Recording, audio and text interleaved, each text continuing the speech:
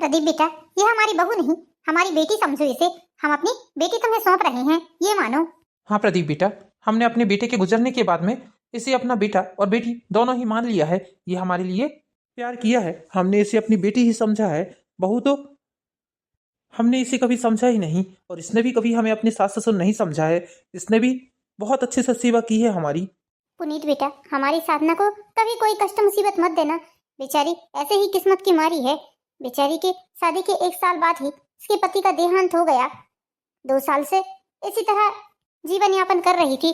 वो तो हमारी जिद के कारण उसने तुमसे शादी की है, वरना उसका तो बिल्कुल भी मन नहीं था दोबारा शादी करने का। लेकिन हम लोगों के कारण इसने शादी के लिए हाँ कह दिया। अब तो हमें घर और भी ज्यादा सूना लगने लगेगा, और भी ज्यादा हम लोग अकेले पड़ जाएंगे।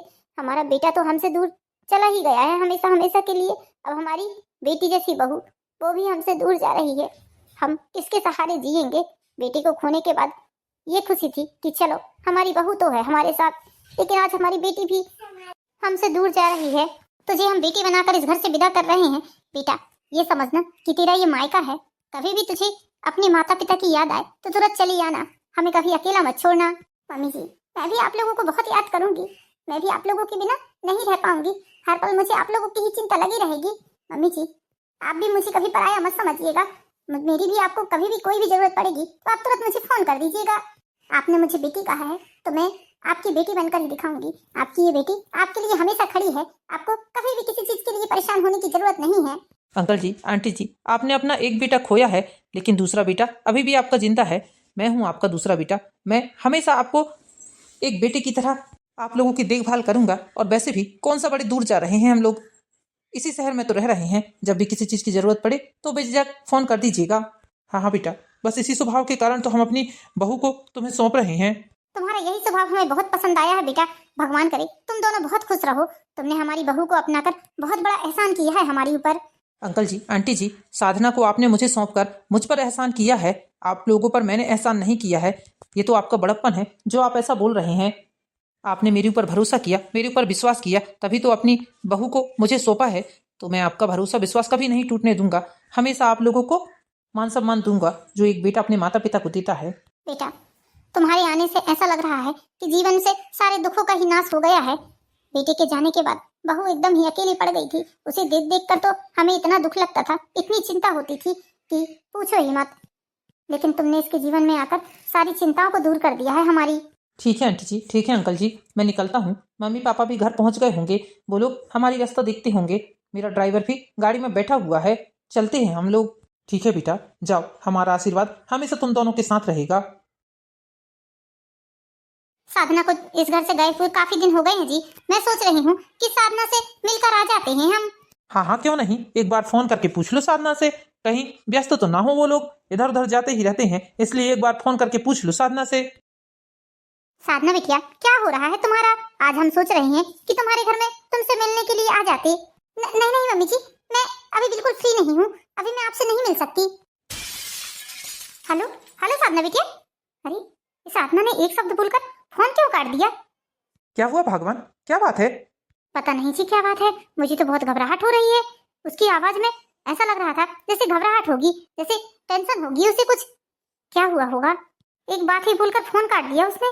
ऐसा क्या हुआ होगा? अरे भगवान, क्यों टेंशन लेती हो?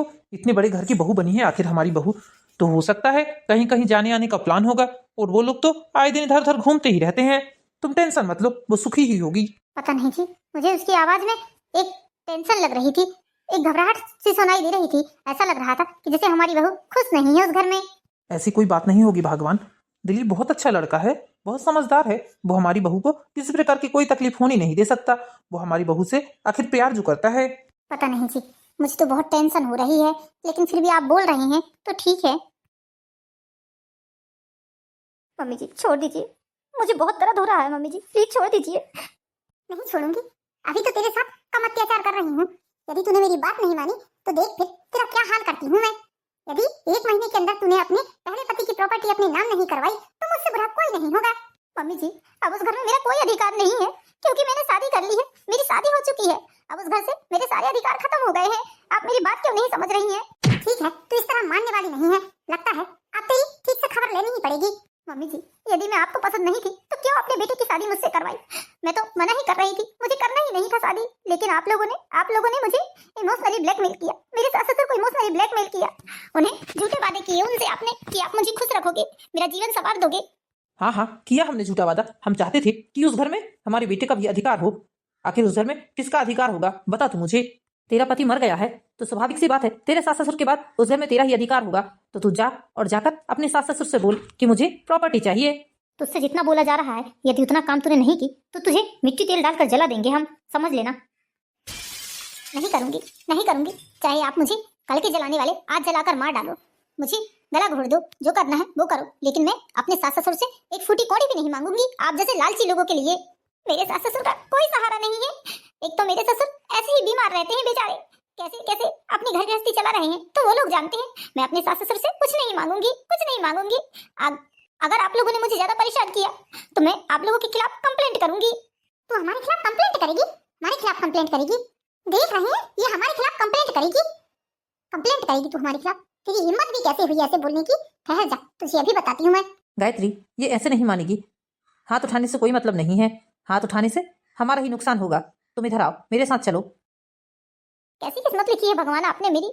पहली शादी हुई, पति अच्छा मिला, सास ससुर अच्छा मिला, घर बार सब कुछ अच्छा मिला, तो आपने पति को मुझसे छीन दिया। दूसरी शादी करवाई तो दूसरी शादी में पति तो अच्छा मिला, लेकिन सास ससुर एक नंबर के लोभी लालची प्रवृत्ति के निकले। बात बात पर मुझे मनहूस बोलते हैं, रह रहकर मुझे अपशब्द बोलते हैं, मुझे परेशान करते हैं, मारते हैं, पीटते हैं, बोलते हैं अपने सास ससुर की प्रॉपर्टी अपने नाम करवा। किस मुंह से उनके पास जाऊं और किस मुंह से उनसे बोलूं कि प्रॉपर्टी मेरे नाम कर दो? मेरा तो कोई अधिकार ही नहीं है उस घर में। एक दुख से निकली नहीं थी कि आपने दूसरा दुख दे दिया मुझे। ऐसा क्यों किया भगवान आपने? माँ, पापा, क्या हुआ? आपने मुझे क्यों बुलाया है? आओ बेटा, बैठो, तुमसे बहुत जरूरी बात करनी है मुझे। क्या बात है पापा, बोलिए। ऑफिस से इस तरह अर्जेंट आपने हमें फोन करके बुलाया तो मुझे लगा कहीं कोई अनहोनी तो नहीं हो गई। अरे बेटा, अनहोनी होने वाली है, लेकिन तुझे उसे टालना है। यदि तूने उस अनहोनी को होने से टाल दिया तो समझ ले कि अनहोनी? कौन सी अनहोनी होने वाली पापा, बताइए मुझे। बेटा, हमें ये पता चला है कि साधना के जो सास ससुर है वो अपनी प्रॉपर्टी को किसी रिश्तेदार को दे रहे हैं। नहीं पापा, मुझे ये बात नहीं पता है, और दे भी रहे हैं तो देने दो, हमें उससे क्या करना है? वो उनकी प्रॉपर्टी है, वो चाहे जिसे दे। तू भी एक नंबर का बेवकूफ है बेटा। अरे तू ये सोच कि उस प्रॉपर्टी में साधना का अधिकार है, और जैसे साधना का अधिकार है वैसे ही तेरा भी अधिकार है, तो तू उस प्रॉपर्टी को क्यों नहीं ले रहा है अपने सास ससुर से?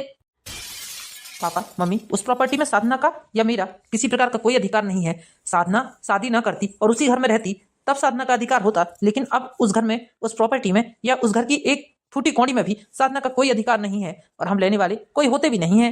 वाह बेटा, ऐसे कैसे नहीं होता? सब होता है। तू चाहे तो सब कर सकता है। कानूनी रूप में भले ही ना होता हो, लेकिन इमोशनल करके तू उनसे प्रॉपर्टी ले सकता है। तू पूरा अधिकारी है उस घर का। आखिर तूने उनकी विधवा बहू से जो शादी की है, अरे कुछ तो फायदा उठा ले अपने अच्छेपन का। नहीं नहीं पापा, मैं ऐसा नहीं करूंगा। मैं एक फूटी कौड़ी भी नहीं मांगूंगा उनसे, और मुझे नहीं लगता है कि वो अपनी प्रॉपर्टी किसी अनाथ आश्रम में दान कर रहे हैं या किसी रिश्तेदार को दे रहे हैं। ये बात आपसे बोली किसने, ये बताइए मुझे।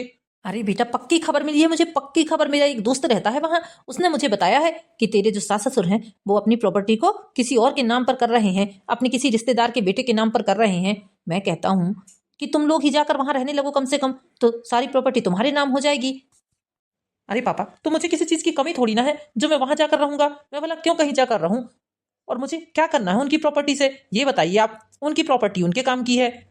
ठीक है बेटा, तू नहीं मान रहा है तो ठीक है, हमें भी कोई जरूरत नहीं है। हम तो तेरे ही भले के बारे में सोच रहे थे। आखिर तूने उन लोगों के ऊपर इतना बड़ा एहसान किया है, वो लोग एहसान फरामोश है। अपनी विधवा बहू को तेरे गले फांद दिया। जी, आपने झूठ क्यों बोला कि वो अपनी प्रॉपर्टी अपने किसी रिश्तेदार के नाम पर कर रहे हैं? किसने आपको ऐसा बताया है? वो किसी के नाम पर नहीं कर रहे हैं। भगवान, हमें लगा कि हम उससे झूठ बोलेंगे तो ये भड़क जाएगा और उस प्रॉपर्टी के लिए कुछ तो करेगा, लेकिन इसे तो कोई फर्क ही नहीं पड़ा। कैसा सत्यवान बेटा हुआ है हमारा। अरे ये तो फूटी कौड़ी मांगने वाला नहीं है उनसे, शायद हम लोगों को ही कुछ करना पड़ेगा तभी कुछ हो पाएगा।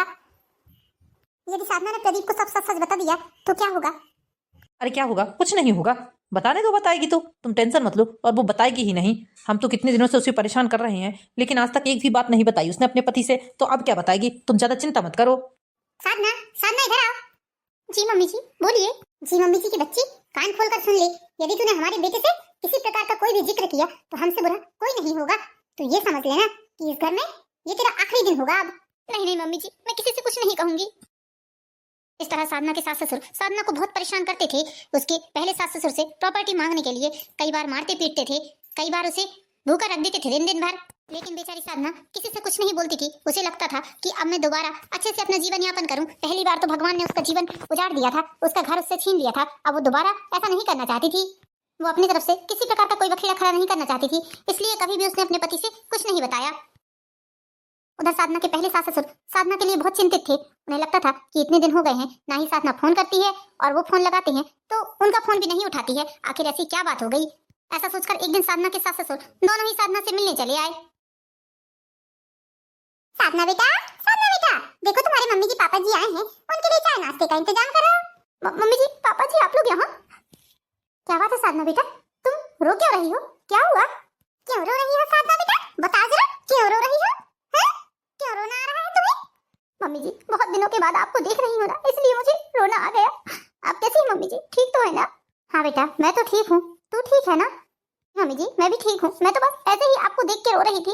आप परेशान मत होइए, आप बैठिए, मैं आप लोगों के लिए चाय नाश्ता लेकर आती हूँ। अरे समधन जी खड़े खड़े क्या देख रही हैं? बैठिए बैठिए। वो आप लोगों को देख कर थोड़ा भावुक हो गई, बस इसलिए थोड़ा रोना आ गया, वरना हमारी बहू तो बहुत खुशी है इस घर में। और सुनाइए समधन जी क्या हाल चाल है? वैसे हम सोच रहे थे कि हम खुद ही आपके घर आते, लेकिन अब देखो ना आप लोग ही आ गए, अच्छा ही किया वैसे। हाँ समधन जी हमें बहुत दिनों से साधना की याद आ रही थी।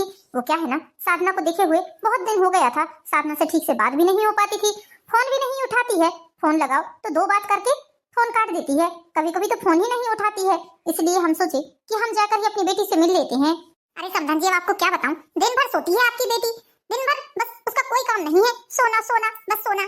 सारा काम करके दे दो, उसके बाद भी आपकी बेटी सोती ही रहती है। समधन जी ये कैसी बात कर रही हैं आप? हमारी बेटी सोती थोड़ी ना है दोपहर में, उसे तो काम इतना प्यारा है, सारे घर का काम निपटाएगी, उसके बाद में आकर मेरे पास बैठ जाती थी। अब समधन जी आपको क्या लग रहा है, हम झूठ बोल रहे हैं क्या? हम झूठ नहीं बोल रहे समधन जी, जो बात सही है वो सही है। हो सकता है आपके घर में आपकी बेटी को इतना सुख ना मिला हो, काम धंधा जाता रहता हो, हमारे घर में काम वाम कुछ नहीं रहता ज्यादा, मैं करवा लेती हूँ उसके साथ वैसे, इसलिए काम का पता ही नहीं चलता। वैसे समधन जी आपसे एक बात करनी है, थोड़ी सी अकेले में बात करनी है आपसे। समझे जी थोड़ी देर आप इनके साथ बाहर चले जाइए घूमने के लिए, मुझे समधन जी से कुछ प्राइवेट बात करनी है। समधन जी आप तो इतनी अच्छी हैं, आपका स्वभाव मुझे बहुत पसंद आया समधन जी, लेकिन ये सोचते हुए मुझे बहुत शर्म आ रही है कि हमारी बहू ना जाने किस टाइप की प्रवृत्ति की है। वो तो आपकी प्रॉपर्टी के पीछे पड़ी हुई है, आपको शायद पता हो या ना हो, इसी कारण वो आप लोगों से नाराज है और आप लोगों का फोन नहीं उठाती है। अरे कई बार मुझे बोलते हो गए उसको कि मम्मी जी मुझे उस घर की प्रॉपर्टी चाहिए, क्योंकि मेरे पति के जाने के बाद मेरा भी अधिकार है उस घर में। लेकिन मैंने कह दिया ना बेटा, कोई जरूरत नहीं है प्रॉपर्टी की, भगवान का दिया हमारे पास सब कुछ है, और हमारा भी तो एक ही बेटा है प्रदीप, अब हमें क्या करना है किसी की प्रॉपर्टी से। अब मैंने तो उसे समझा दिया कि तेरी शादी हो गई है, अब उस घर में तेरा कोई अधिकार नहीं है, लेकिन वो इतनी पढ़ी लिखी है, ना जाने कहाँ कहाँ की कानूनी किताब लाकर रख दी उसने घर में, और बोलने लगी कि मुझे तो उस घर की प्रॉपर्टी किसी भी कीमत पर चाहिए, उस घर में अपना हिस्सा चाहिए, ऐसा बोल रही है समधन जी। तो देखिए समधन जी मैं नहीं चाहती कि आप कानूनी तौर पर परेशान हो या जेल जाए, इसलिए समधन जी कौन इन लोगों की पचड़ी में पड़े, खुशी खुशी इसके नाम पर प्रॉपर्टी कर दीजिए, मैं तो कहती हूँ। मुझे कुछ नहीं चाहिए समधन जी, मेरा जीवन क्या है, आज है कल नहीं, मैं तो एक पैर नरक में एक पैर स्वर्ग में है मेरा, अब मुझे इन सब चीजों से कोई मतलब नहीं है। ये मोह माया के चक्कर में मैं तो बिल्कुल नहीं पड़ना चाहती, मैंने उसे यही बात समझाई, लेकिन समधन जी वो है कि मान नहीं रही है, आप लोगों से बोलेगी देखना किसी न किसी दिन वो प्रॉपर्टी के लिए। आप समधी जी से बात करके मुझे बताइएगा, वरना ऐसा ना हो कि ये पुलिस केस कर दे और आप लोग बिना मतलब ही जेल चले जाएं, नहीं तो कोर्ट कचहरी के चक्कर काटते काटते तो लोगों की चप्पलें घस जाती हैं। समधन जी हमारी साधना ऐसा नहीं कर सकती, वो ऐसी नहीं है, मैं जानती हूँ वो ऐसी बिल्कुल भी नहीं है। ये लो यहाँ मैं आपके भले के लिए सोच रही हूँ और आप हो कि मुझे ही गलत ठहरा रही हो, आपका कहने का मतलब क्या है कि साधना ऐसी नहीं है तो क्या मैं ऐसी हूँ? अरे समधन जी आपने भले ही उसे अपनी बेटी मान लिया हो, लेकिन वो आपकी बेटी बनने लायक नहीं है, वो आपकी बहू ही रहेगी, बहू कभी बेटी नहीं बन सकती, एक बात याद रखिएगा समधन जी। मैं देखिए आपसे किसी प्रकार की कोई वाद विवाद नहीं कर रही हूँ, मैं तो आपको समझा रही हूँ, जैसे वो आपकी बहू है वैसे ही मेरी भी बहू है, मैं तो आपको समझा ही सकती हूँ, आगे आपकी मर्जी, आगे को कल को कुछ भी बुरा होगा तो मुझे मत बोलिएगा कि आपने हमें इत्तला नहीं किया। आप बैठिए मैं जाकर देखती हूँ कि क्या कर रही है बहू रानी हमारी।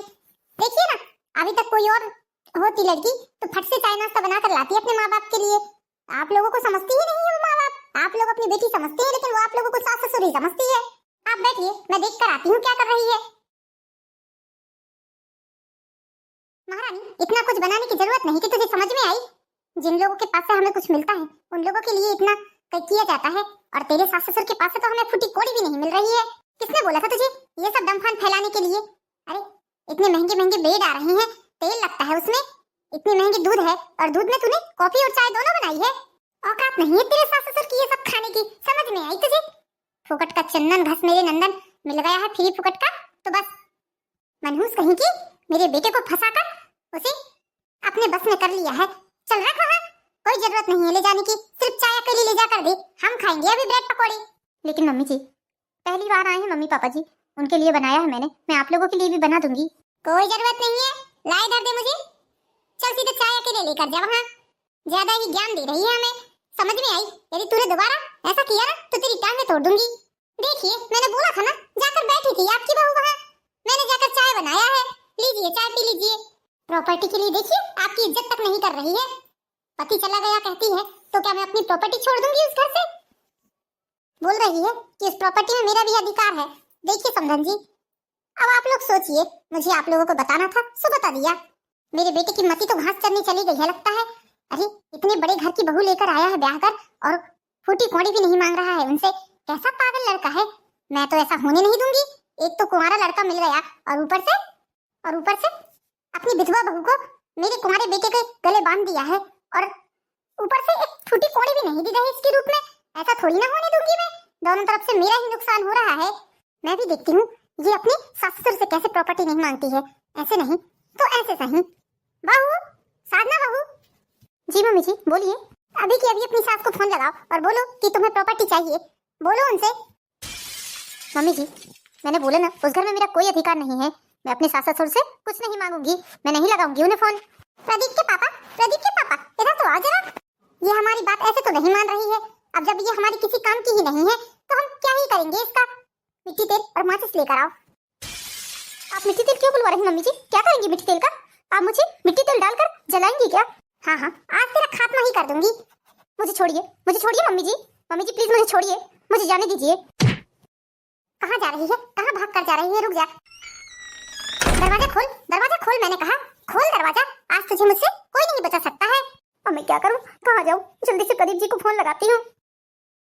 हे भगवान, प्रदीप जी का फोन क्यों नहीं लग रहा है? अब मैं क्या करूं, कहाँ जाऊं भगवान? आज इन दोनों से मुझे कोई नहीं बचा सकता। एक काम करती हूँ, मम्मी जी को फोन लगाती हूँ, मम्मी जी को सारी बात बताती हूँ। हेलो मम्मी जी प्लीज मुझे बचा लीजिए, मम्मी जी प्लीज मुझे बचा लीजिए। ये दोनों मुझे जान से मारने की कोशिश कर रहे हैं, ये दोनों मुझे मिट्टी तेल डालकर जला रहे हैं। क्या बात कर रही हो बेटा दामाद बाबू कहाँ हैं? मम्मी जी वो ऑफिस गए हैं, लेकिन उनका नंबर बंद बता रहा है। प्लीज मम्मी जी आप लोग आ जाइए, मुझे बचा लीजिए मम्मी जी। तुम चिंता मत करो बेटा, अपने आप को किसी तरह उस कमरे में बंद ही रखो, हम बस पहुंचते ही हैं। मैं तो कहती हूँ दरवाजा तोड़ दो दरवाजा।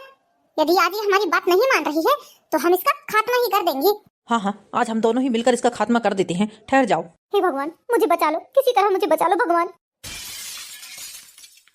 नहीं मुझे कोई बचा लो मुझे कोई। अब हमसे तुझे कौन बचाएगा? अब भाग कर जाएगी कहाँ? बोल। मम्मी जी माफ कर दीजिए मम्मी जी आप जो बोलेंगी जैसा बोलेंगी मैं वैसा ही करूंगी, लेकिन मम्मी जी आप ऐसा मत करिए मम्मी जी, मुझे मत मारिए, मुझे मत जलाइए मम्मी जी, मुझे मत जलाइए। मैं आपकी हर बात मानूंगी मम्मी जी। नहीं अब तो तेरे पास कोई चारा है ही नहीं, अब तो तुझे मरना ही होगा, क्योंकि अब तुझे हमसे कोई नहीं बचा सकता। तू हमारी किसी काम की नहीं है, और जो चीज हमारे काम की नहीं होती हम उसे इसी तरह जलाकर राख कर देते हैं। नहीं पापा जी आप जो बोलेंगे जैसा बोलेंगे मैं वैसा ही करूंगी, मुझे मत जलाइए पापा जी, मुझे मत जलाइए। भगवान के लिए मेरे ऊपर रहम खाइए, मेरे ऊपर दया खाइए, मैं आपके बच्चे की माँ बनने वाली हूँ पापा जी, ऐसा मत करिए। हमें कोई मतलब नहीं है, हमें कोई लेना देना नहीं है इस बात से कि तू माँ बनने वाली है। हाँ हमें कोई मतलब नहीं है, जो औरत हमारे कोई काम की नहीं, उसका होने वाला बच्चा भी हमारे किसी काम का नहीं है। अरे हमारा बेटा सर्वगुण संपन्न है, दूसरा ब्याह करवा देंगे हम उसका। यदि आपने मेरे साथ कुछ भी गलत किया तो उसके बाद आप लोगों के साथ क्या होगा ये भी तो सोच लीजिए। आप लोग जिंदगी भर जेल की हवा खाएंगे। अरे किसी को पता कहाँ चलेगा कि हमने तेरे साथ क्या किया है? तो इन सब चीजों की चिंता मत कर, हम तेरे साथ क्या करने वाले हैं ये तुझे भी पता नहीं है। अभी तो फिलहाल तुझे मरना होगा। क्या देख रही हो भगवान, डालो इसके ऊपर मट्टी तेल और मैं माचिस लगाता हूँ, जल्दी करो। ठहर जाइए, आप हमारी बहू के साथ? समझन जी, वो तो हम बहू के साथ थोड़ा मजाक कर रहे थे। ये तो कुछ नहीं है, ये बस ऐसे ही मिट्टी तेल की बोतल है, हम कुछ नहीं कर रहे थे बहू के साथ। थोड़ी सी प्रॉपर्टी के खातिर आप अपनी बहू को जिंदा जलाकर मारना चाहते थे। अरे शर्म आनी चाहिए आप लोगों को, आप जैसे लोगों के कारण ही आज बेटों के माँ बाप बदनाम हैं। अरे शर्म करो थोड़ी सी, इतनी अच्छी लड़की मिली है आपको और आप उसकी कद्र नहीं कर रहे हैं। आप लोगों को मैंने बोला था कि मैं अपनी बेटी नहीं, अपनी बेटी से भी बढ़कर मानती हूँ इसे। आप दोनों से मुझे ये उम्मीद नहीं थी कि आप लोग ये काम करेंगे। प्रदीप जी, एक एक दो दो दिन तक इन लोगों ने मुझे भूखा तक रखा है, मम्मी पापा जी से प्रॉपर्टी मांगने के लिए मुझे मारा पीटा है, मुझे इतना प्रताड़ित किया है इन लोगों ने। और आज जब मैंने इन लोगों की बात नहीं मानी तो ये लोग मुझे मिट्टी तेल डालकर जलाना चाहते थे। वो तो भला हो भगवान का कि मम्मी पापा जी को फोन लग गया और वो लोग सही समय पर आ गए। शर्म आ रही है मुझे आज आप लोगों को अपने माँ बाप कहते हुए। अरे किस टाइप के इंसान हैं आप लोगों के पास किसी चीज की कमी है क्या? भगवान का दिया हुआ आप लोगों के पास सब कुछ है, लेकिन आप लोगों को संतुष्टि नहीं है। थोड़ी सी प्रॉपर्टी के खातिर आप अपनी बहू को जलाकर मारने चाहते थे। अरे कैसे माँ बाप हैं आप लोगों को मेरी खुशी के बारे में जरा भी फिक्र नहीं हुई। आप लोगों ने एक बार भी नहीं सोचा कि मैं साधना के साथ कितना खुश हूँ। साधना को यदि कल को कुछ हो जाता है तो मेरा क्या होगा? कम से कम अपने बेटे के बारे में तो सोच लिया होता। किसी जिंदा इंसान को जलाने के बारे में आपने सोच भी कैसा लिया? आपके हाथ नहीं कांपे ये सब करते हुए? भगवान आपको इस काम के लिए कभी माफ नहीं करेगा। देखना, एक भोली भाली मासूम लड़की के साथ इतना अत्याचार करते हुए आपको जरा भी शर्म नहीं आई। अरे प्रॉपर्टी कर रहे हो, क्या करोगे प्रॉपर्टी का? बताओ मुझे, क्या करोगे? अरे आप लोगों का तो जीवन अब खत्म होने लगा है। अब कितने दिनों का जीवन बचा है? आज हो कल नहीं हो। ले जाओगे अपने साथ प्रॉपर्टी को? बताइए मुझे। और भगवान की दया से मैं तो इतना कमा लेता हूँ कि आप लोगों को और अपनी पत्नी को बहुत अच्छे से खुश रख सकता हूँ। भगवान मुझे इतना देता है और नहीं भी देगा तो भी मैं संतुष्ट हूँ। जो मेरे पास है मैं उसी में खुश हूँ। क्या मिल गया आप लोगों को ऐसा करते हुए? बताइए क्या मिल गया? यदि आज भगवान ना करे साधना को कुछ हो जाता तो शायद। बेटा माफ कर दे, सचमुच हमसे बहुत बड़ी गलती हुई है। हमने बहू को जिंदा जलाने की कोशिश की है। हमें माफ कर दे बेटा, सच में हमें माफ कर दे। हमने बहू को सिर्फ बस करिए पापा, माफी मुझसे मत मांगिए। और वैसे भी आपने जो अपराध किया है वो माफ करने लायक तो बिल्कुल भी नहीं है। आप लोग सजा के लायक हैं। मैं तो कहता हूँ आप जैसे लोगों को जीवन भर जेल की हवा खाना चाहिए, जेल में ही सड़ना चाहिए। मैं अभी फोन लगाता हूँ पुलिस इंस्पेक्टर को। नहीं बेटा, अरे लोग क्या कहेंगे? अपने माँ बाप को तो जेल भेज रहा है, क्या कहेंगे लोग ये बता। अरे लोग क्या कहेंगे? लोगों से मुझे कोई लेना देना नहीं है। जैसा काम आपने किया है उस काम के लिए तो आप लोगों के लिए जेल ही सही जगह है। जीवन भर उसी जेल में रहिएगा, उसी जेल में सड़िएगा। अरे नहीं बेटा, ऐसा मत कर, अपने बूढ़े माँ बाप को जेल में भेजेगा। लोग तुझे क्या कहेंगे? कम से कम हम लोगों पर थोड़ी तो तरस खा बेटा, थोड़ी तो तरस खा। अरे लोग क्या कहेंगे? लोग आप लोगों के बारे में जब जानेंगे तब क्या कहेंगे ये सोचो। जो लोग मुझसे पूछेंगे कि तूने अपने माँ बाप को जेल क्यों भेजा, तो मैं उन्हें जवाब दूंगा कि मेरे माँ और बाप दोनों मेरी पत्नी को मिट्टी तेल डालकर जिंदा जलाना चाहते थे, बस इसीलिए। नहीं बेटा, ऐसा कुछ मत करना बेटा, कुछ मत करना। हम लोगों को क्या मुंह दिखाएंगे? जात बिरादरी रिश्तेदारों के सामने हम कहीं के नहीं रह जाएंगे बेटा, कहीं के नहीं रह जाएंगे। बेटा हम लोगों को माफ कर दे बेटा। आज के बाद हम साधना बहू को कभी परेशान नहीं करेंगे, उसे कभी किसी चीज के लिए परेशान नहीं करेंगे। एक आखिरी मौका दे दे बेटा, एक आखिरी मौका दे दे। नहीं, आप लोगों के लिए कोई पहला और कोई आखिरी मौका नहीं है। आप लोग सिर्फ जेल की हवा खाने लायक हो। साधना बेटा, तू तो हमें माफ कर दे, एक बार माफ कर दे बेटा। ठीक है, मैं आप लोगों को आखिरी बार एक मौका देना चाहती हूँ। यदि आप लोगों ने दोबारा ऐसी कोई हरकत की तो मुझसे बुरा कोई नहीं होगा। साधना, ये लोग तुम्हारी माफी के लायक नहीं है, तुम इन्हें माफ बिल्कुल मत करो। अरे इन जैसे लोगों को तो जेल के पीछे ही रहना चाहिए। प्रदीप जी, एक मौका हर इंसान को मिलता है। ये आपके माँ बाप हैं, एक मौका तो मिलना ही चाहिए। मैं चाहती हूँ कि इन्हें एक बार माफ कर दिया जाए। ठीक है, यदि तुम इन्हें मौका देना चाहती हो तो मुझे कोई दिक्कत नहीं है, लेकिन हाँ, यदि दोबारा इन लोगों ने इस टाइप की कोई भी हरकत की तो तुम सबसे पहले मुझे बताओगी। नहीं बेटा, हम दोबारा कभी ऐसी कोई हरकत नहीं करेंगे। हमें इन सब चीजों से कोई मतलब नहीं है, किसी के प्रॉपर्टी से कोई लेना देना नहीं है। सोचिए, जिस लड़की के साथ आप लोगों ने इतने दिन तक इतना कुछ किया, उसे इतना प्रताड़ित किया, भूखा रखा, मारा पीटा और यहाँ तक कि आज उसे जान से मारने की तक कोशिश की, वो लड़की आप लोगों का बचाव कर रही है, वो आप लोगों को बचा रही है। कितनी महान है वो लड़की। इसकी जगह कोई और होता तो तुरंत पुलिस को बुला लेता और आप लोगों को जेल के पीछे पहुंचा देता। यही खूबी है हमारी साधना बेटी में, बस इसलिए हम इसे बेटी की तरह प्यार करते हैं। इसने कभी हमें ये महसूस नहीं होने दिया कि ये हमारी बहू नहीं बेटी है। अरे हमारे बेटे के जाने के बाद इसने हमें कभी अकेला नहीं छोड़ा। ये चाहती तो इसका पति खत्म हो गया था, ये वापस अपने माँ बाप के पास जा सकती थी, लेकिन नहीं, ये अपने माता पिता के पास नहीं गई। इसने हमारे साथ रहकर हमारी सेवा की, हमें अकेला नहीं छोड़ा, और आप इसके साथ इतना बुरा व्यवहार कर रही हैं। समधन जी, माफ कर दीजिए, मैं आज साधना की महानता समझ चुकी हूँ। साधना जैसी बहू पाकर मैं धन्य हो गई, आज मैं धन्य हो गई। इस तरह साधना ने अपने सास ससुर को माफ कर दिया और अब सास ससुर ने भी पूरी तरह से सुधारने का वादा किया। तो दोस्तों, कैसी लगी आपको कहानी? कहानी पसंद आई हो तो वीडियो को लाइक कीजिए, चैनल को सब्सक्राइब कीजिए। मिलते हैं नेक्स्ट वीडियो में दोस्तों, जब तक के लिए बाय बाय।